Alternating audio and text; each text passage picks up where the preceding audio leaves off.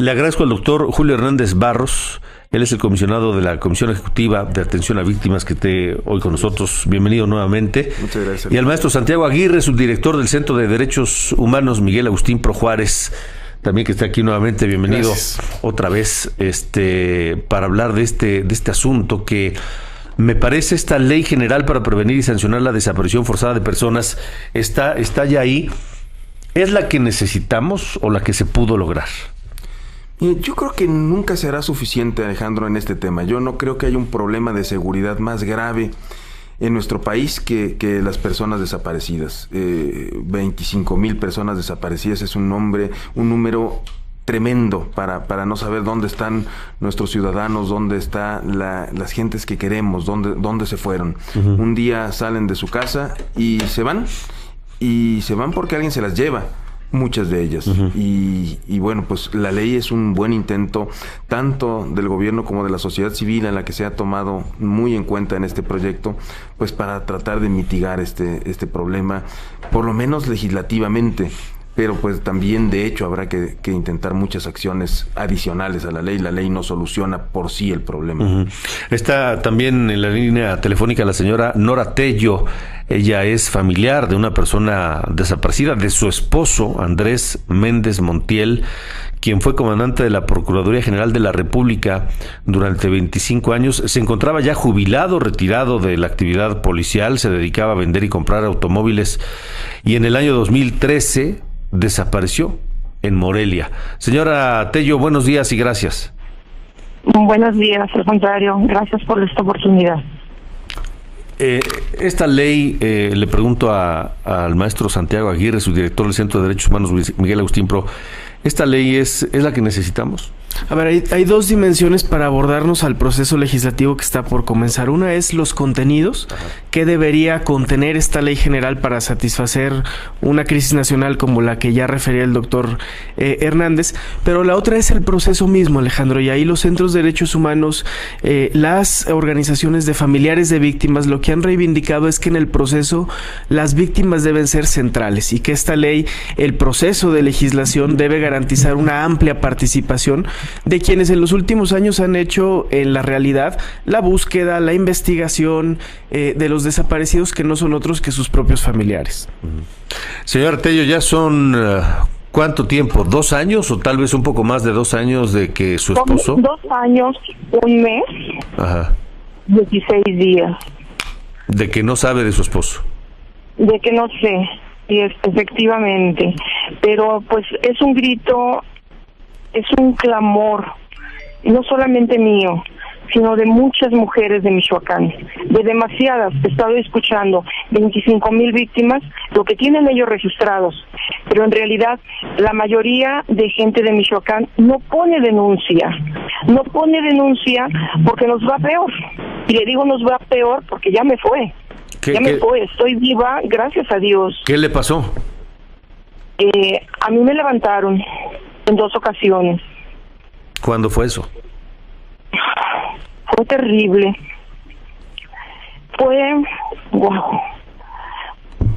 Bueno, disculpe, pero es que todavía... Entiendo que el nervio, claro. Recordarlo afecta porque haga de cuenta que pongo yo la denuncia a las 10 y algo de la noche, a unos metros de la Procuraduría, me avientan la misma hoja que yo había firmado en la cara, le ponen la pistola a mi hijo de 10 años en ese momento que iba a un lado de mí y me dicen, se le advirtió que no hiciera nada. En ese momento, qué bueno que no pasó a más, pero obviamente no me iba a quedar en paz, porque mi esposo hubiera hecho lo mismo. Él me hubiera buscado hasta debajo de las piedras.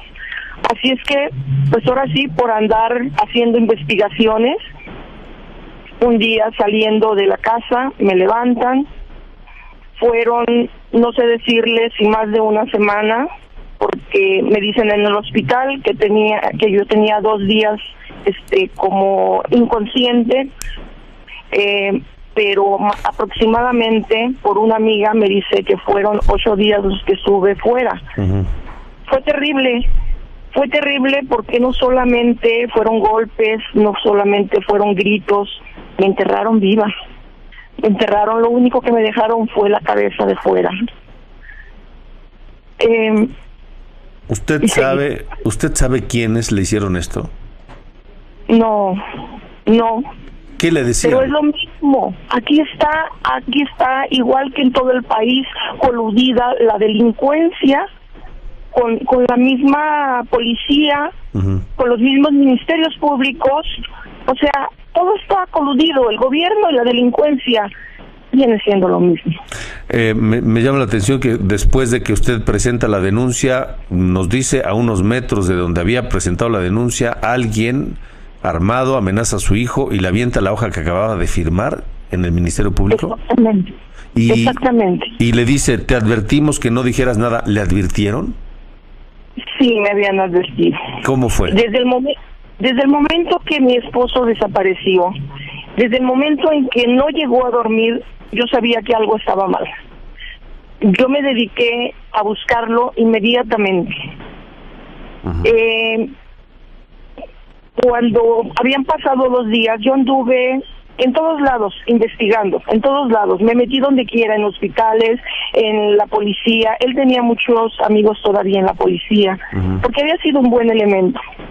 Tengo muchas medallas, tengo muchas cartas donde le decían que era el mejor elemento de la PGR por sus decomisos, por sus detenciones. Entonces él era querido por mucha gente. Aparte, él hacía muy buena labor aquí dentro del Estado, no solamente apoyándome en mi asociación, sino él por su parte ya estaba trabajando en una asociación civil para ayudar a los franeleros y a los lavacarros de aquí de Michoacán. ¿Y quién, cómo o en qué momento le advirtieron que no hiciera nada? A los 3 días aproximadamente de andar yo buscando, un día llegó una persona a mi casa, subió mi hijo y me dijo, mamá, te busco un amigo de mi papá. A mí se me hizo rarísimo, porque mi esposo jamás llevaba a nadie a mi casa. Bajo, me enseña el arma y me dice, siéntese. Y le dice a mi niño, siéntate, güero.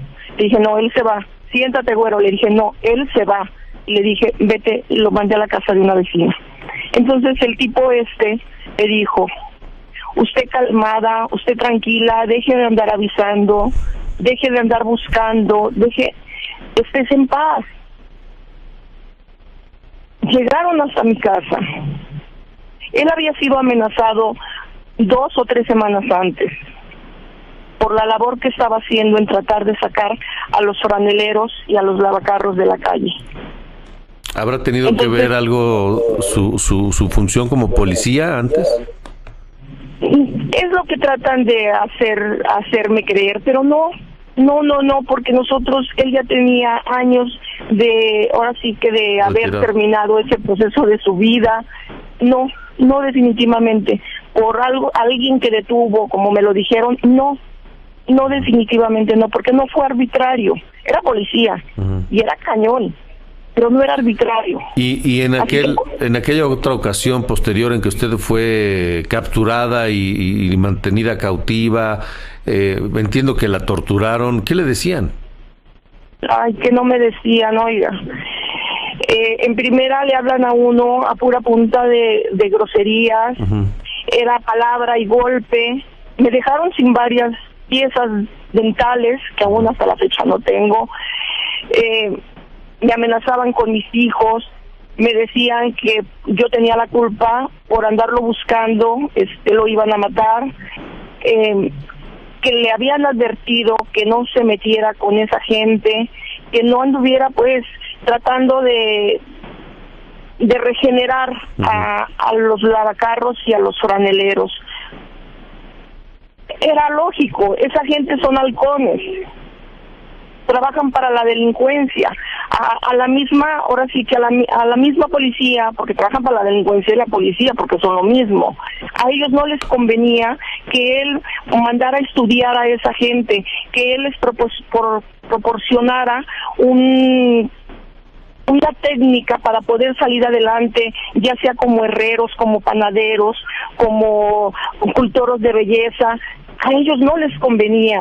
Entonces, por eso querían esa gente en la calle, para seguir adelante con sus crímenes. Ahora hay una propuesta de ley para investigar estos casos. ¿Usted confía en que esta ley responda y ayude verdaderamente a las víctimas y a los familiares de las víctimas? Mire, definitivamente si esta ley se hace con nosotros, los miles de víctimas que hay en el país, sí. Pero si esta ley se hace como muchas, nada más por hacerla, definitivamente no. Nosotros nos hemos reunido los colectivos de todo el país, de familiares, para estudiar qué es lo que nos conviene en realidad, para ver hasta dónde nos puede ayudar esa ley. Pero definitivamente, si no es con nosotros, no nos va a ayudar. Porque ¿qué sabe usted de gripa si nunca la ha padecido? Claro. Así lo mismo. Señora Tello, le agradezco que nos haya tomado la llamada y pues nos mantendremos en contacto para darle seguimiento a este y a otros muchos casos que ojalá tuviéramos el tiempo y la infraestructura para seguir todos y cada uno de ellos. Pero le agradezco mucho, señora. Estoy a sus órdenes y nada más no se olviden de todos los desaparecidos de Michoacán, por favor. No son 1,000, no son 2,000, somos miles las familias que clamamos que ya un basta, de verdad. Señora, gracias y buenos días. Buenos días, señora Tello, la señora Nora Tello. Dice la señora, si esta ley la hacen sin nosotros, no tenemos esperanza de ello. Esa ha sido la consigna de las familias. Han dicho no sin las familias no. Y el día 9 de septiembre, en un hecho inédito, cientos de familias de todo el país, acompañadas de organizaciones de derechos humanos, le entregaron al Ejecutivo y al Senado su propuesta de contenidos mínimos para incorporar en esta discusión legislativa a efecto de tener una ley que sí sea integral y que sí retome estas vivencias de mucho dolor, como la señora Nora, pero donde está la experiencia de quienes han buscado, de quienes han investigado y quienes han caminado para encontrar sus desaparecidos.